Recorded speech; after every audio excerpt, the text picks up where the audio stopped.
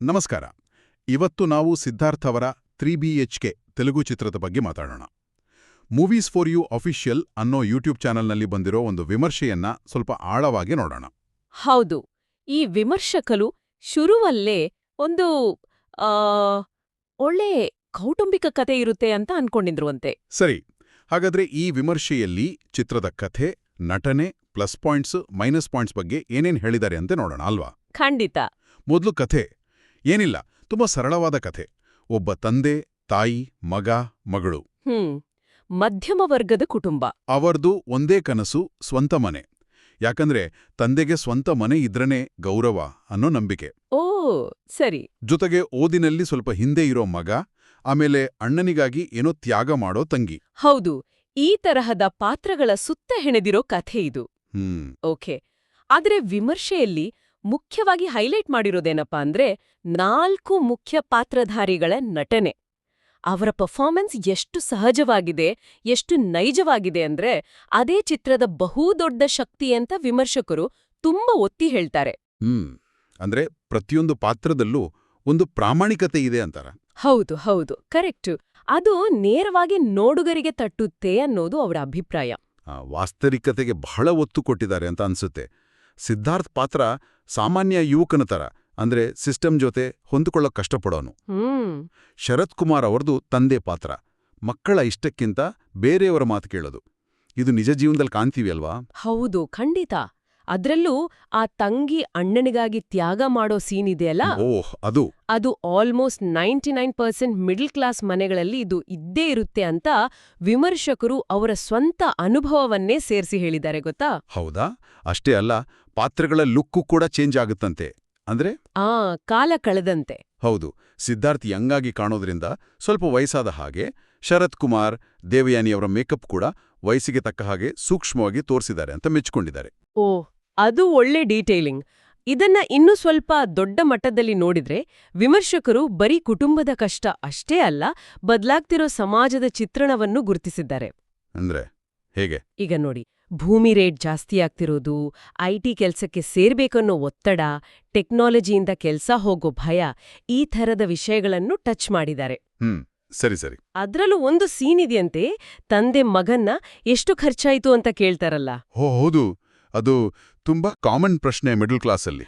ಅದೇ, ಅದು ಎಷ್ಟು ಪರಿಣಾಮಕಾರಿಯಾಗಿದೆ ಅಂದ್ರೆ ವಿಮರ್ಶಕರು ಆ ಸೀನ್ ನೋಡಿ ತುಂಬಾನೇ ಭಾವುಕರಾದ್ರು ಅಂತ ಹೇಳ್ತಾರೆ. ತಾಂತ್ರಿಕವಾಗಿಯೂ ಪರವಾಗಿಲ್ವಾ? ಕ್ಯಾಮರಾ, ಮ್ಯೂಸಿಕ್ ಎಲ್ಲ? ಹೌದು, ಅದಕ್ಕೇನ್ ಬೇಕೋ ಅಷ್ಟು ಚೆನ್ನಾಗಿದೆ. Camera work, production quality, music ಎಲ್ಲವೂ ಕಥೆಗೆ ಪೂರಕವಾಗಿದೆ ಅಂತ ವಿಮರ್ಶಕರು ಅಭಿಪ್ರಾಯಪಟ್ಟಿದ್ದಾರೆ. ಸರಿ, ಇಷ್ಟೆಲ್ಲ ಪಾಸಿಟಿವ್ಸ್ ಇದೆ.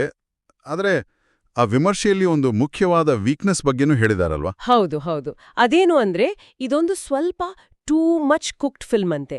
ಟೂ ಮಚ್ ಕುಕ್ಡ್ ಅಂದ್ರೆ ಕಷ್ಟಗಳನ್ನೇ ಜಾಸ್ತಿ ತೋರಿಸ್ಬಿಟ್ಟಿದ್ದಾರೆ. ಒಂದ್ರ ಮೇಲೆ ಒಂದು ಕಷ್ಟ ಬರ್ತಾನೆ ಇರುತ್ತೆ.